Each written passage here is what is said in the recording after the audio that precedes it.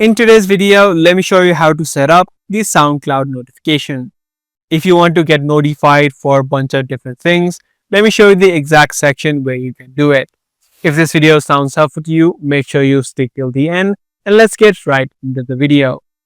What you want to do is click on the three dotted line on the top right of the screen and then head over to settings.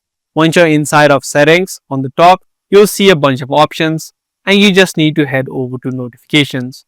Now these notifications are divided into two sections, the activities and the updates from SoundCloud. Now by default, the devices will be turned on for both activities as well as update from SoundCloud. Device meaning the notification that you get inside of this platform, which will be visible on the bell icon on the top of the screen. Now apart from the device, you also do have the option of getting notifications right inside of your email. If you check these options, or you can also check these individual options as well.